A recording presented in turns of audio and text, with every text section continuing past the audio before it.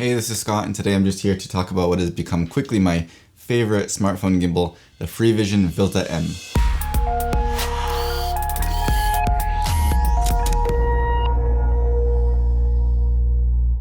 Alright, so just getting right into it, this gimbal is really awesome. When I took it out of the box, I literally said out loud, oh wow, because the grip on here is just so incredibly comfortable and just really great feeling. It has rubber on both sides. It's shaped absolutely perfectly, really easy to grip. This is small, of course, but it's not lightweight in a good way. It feels, it has some weight to it, like it's not cheap. And it's also made of plastic, but it feels really strong. It's definitely not a cheap build. And although a lot of the other gimbals are also plastic, this feels better than them, noticeably better than them if you hold them side by side. There are only a few buttons on here, 2 buttons on the front, 1 little trigger on the back, but they're all really quite easy to push and reach from the standard grip. You don't have to really adjust your grip or use 2 hands. And considering there's only effectively 3 buttons and 1 joystick on here, there's an incredible amount of functionality built into that, which we'll go into a little bit later in the video. So unlike a lot of the gimbals lately, this actually does not come with a mini tripod. There is a screw thread at the bottom here, so if you have a mini tripod or if you want to attach anything else here, you can, but it's not included with this. And I think that the reason that they decided to go without that is because it has a bit of a wider base and it does actually stand up very well on its own without the mini tripod. So it's not quite as stable as a mini tripod, of course, but it can stand on its own if you need it to for whatever reason. And it does have that screw thread down here also, so you can attach one if you have it, or if you get it separately. There is also this wrist strap, which is attached here. This comes with it, so you can hold this around your wrist if you don't want to drop it. You want a little extra security while you're carrying it, so that's pretty nice as well. The case it comes with is also pretty compact. It doesn't have to fit a mini tripod in here, so it can save a little bit of space. But there's nothing special in here, just you have the cable and a strap for the case itself. And it's kind of contoured to fit the gimbal. But there are no specific pockets or anything for this cable or this mini strap. I kind of wish there were. That's my only kind of complaint about the case. Otherwise, it fits in here very well. It's compact since you don't have to have any extra space for the mini tripod, so that lets the case itself be a little bit smaller. This could very easily fit into a backpack or something. The gimbal itself is smaller than others as well, so before I start rambling on too much, let's very quickly go over some of the base specs and then we'll dive a little bit more into the functionality of how this works.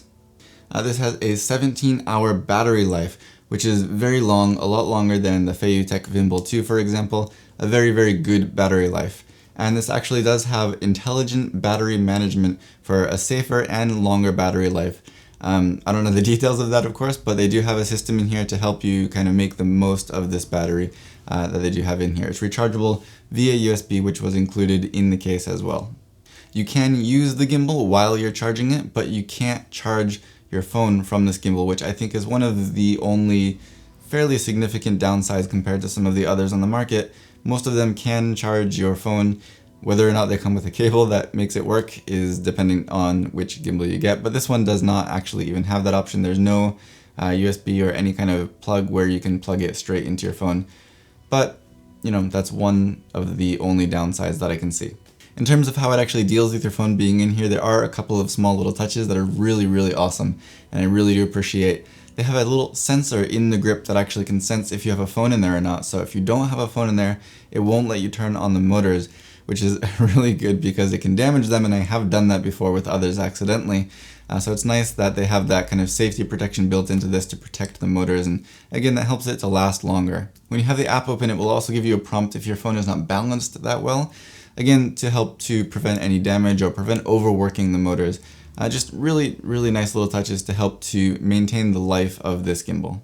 If you want to use an action cam like a GoPro in here, of course, though, it won't cover that sensor that I mentioned, so you can turn that option off in the app if you want to use that. So just turn it off first, and then you can use a GoPro or something in here, and you won't have any issues.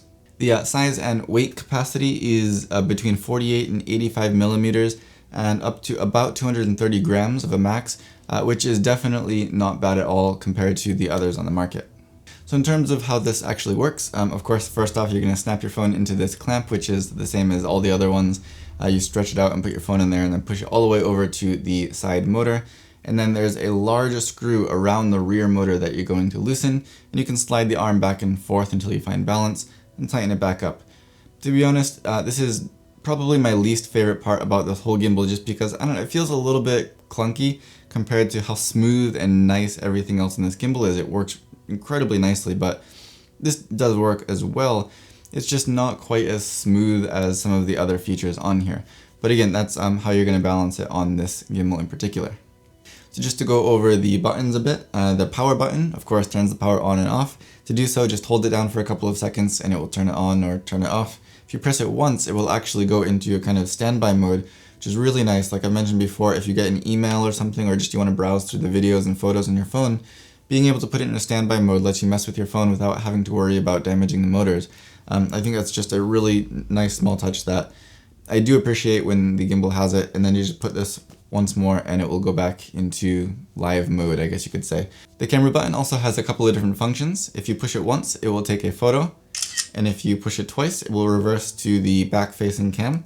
Push it twice to switch back, and then if you hold it down for a couple of seconds, it will start and stop your video recording. So this trigger button here is where a lot of the power of this gimbal comes from. You can do a ton of stuff based off this trigger button, so let's go through those one by one. If you tap this once, it will put it into pan follow mode. If you tap this twice, it will put it into full follow mode. Tapping it 3 times will put it back into the home position, and it will stay in the mode that you were in before that. And tapping it 4 times will put this into full lock mode. There is actually also one more mode that you can access through the app, which is the POV mode, which will follow every movement, the roll, the tilt, and the pan. So that's really nice. You get 4 total modes here, plus the option to return to home position with 3 taps of the button. The light on the handle here will change colors as you change modes, and if you can remember what those colors mean, then you can know which mode you're currently in when you're using this, which is a really nice little feature too. So you might think that that's all that this trigger can do, but it's not. If you hold it down for a couple of seconds, it will focus your camera. If you hold it down and move the joystick left and right, it will control the roll axis of your gimbal. Tap that 3 times to return to home position. And then finally, if you hold it down and move the joystick up and down, it will zoom your camera in and out.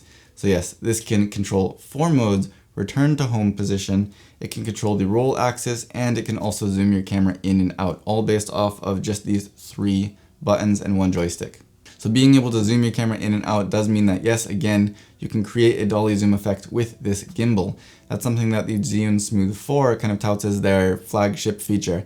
And of course, with the wheel, the dedicated wheel, you can feel it more, you can control the speed a little bit more. Again, like I've said before, it's not perfect anyway, but you do have a little more control over it. However, with this, you still can create that effect. Finally, this can actually pan 360 degrees around, which is something that no other smartphone gimbal in this price range can do, which is very nice. It's nice to not have that limitation. You don't ever come up against, a hard edge. You can rotate 360 degrees with absolutely no problem. So in terms of performance, this is really, really good. It's at the very least as good as any other gimbal that I've tested. Of course, if you're a heavy walker or when you're running, with each impact you might still see some little micro vibrations. It's kind of unavoidable with something like this. But the performance is definitely as good or better than any other gimbal that I've tested, even more expensive ones, which is really nice. The actual movement of this gimbal, it follows your movement very, very smoothly. And actually, it doesn't quite follow these small little turns and little movements that you make as jumpy as some of the others do, which is really, really nice, because then you get some jumpy footage, and this is a little bit more steady. Even as you move your hand a little bit around, you can't hold your hand perfectly still, of course. It doesn't follow those unless it's very clear that you do want to make that motion. So you can adjust all of these parameters in the app, and it's very easy to do so. Of course, you can adjust the speed. There's also a couple of presets. There's a walking preset, a sports preset, and then you can just have custom control over the speed of each axis. And there's also controls over things like the deadband. What's really great is it actually explains to you in the app what that control does, because not a lot of people might know what deadband does, but it has a really clear explanation right within the app where you can know what each of these adjustments is affecting and how it's going to result in your actual performance. So anybody can get a really, really high level of performance. They can really customize this to how they want it to work very easily and very in-depth. It's got a lot of control, but at the same time very accessible to new users. I like that combination because I've had gimbals before, even larger gimbals that do have, of course, that high level of control over the parameters, but it's not so user-friendly. This is user-friendly, but you still have that very, very deep level of control. That's amazing. Really great job. In terms of the app, it is really, really great. There's no crashes or anything. I can't find any bugs in it. Everything that's in there works as it should, and everything is very well thought out. All of the options are very clear. There's nothing in there that you're kind of wondering, what is this supposed to do? What is the effect of this? Everything is very well thought out and very clearly explained within this app. All of the functions work really, really well, like the time lapse, the motion time lapse, the motion lapse. You can do a lot with it. And it's really, really easy to use, very straightforward, and just, I love this app. It's one of the best. I will have another video specifically talking about this app in depth. So if you want to see that, which I recommend you do, this is the best app for any smartphone gimbal that I've used so far. I will put the link in the description below when that's ready, so be sure to check that out. I did also test this with an Android, and it works flawlessly. Again, it connects very quickly and easily. All of the functions and everything in there work flawlessly. There is a difference between the iPhone app and the Android app, and what's really great is Freevision actually has a list, a comprehensive list of all of those differences between the two apps. So they're very honest and very transparent about those differences. It's due to limitations of the phone, basically, but they have that list, so they're on top of it. It's not a mistake, it's not a bug or anything like that. They're very, very straightforward about that, which is really awesome. They have a very good support team for the app, and also the gimbal, of course, very responsive. And they're constantly developing things. If you mention anything to them, they will definitely look into it and definitely get back to you. I really like the support from the company as well, which is a big part of it. So everything is here. The quality of the gimbal, the build quality, the functionality has pretty much every function you could possibly want, except for the fact that it doesn't charge your phone. And also the app itself, it works, I don't want to say perfectly because I feel like this is going to be something, but as far as I can tell, it works perfectly. And it also works on Android. So I really can't complain about this at all. This is by far my favorite of the smartphone gimbals that I've reviewed so far. So as always, if you have any questions or comments, leave them down below and I'll definitely get back to you. I'll have a link for this down there as well so you can check it out. If you like this video or find it helpful, don't forget to give me a thumbs up. Subscribe to see more in the future, and as always, thank you for watching.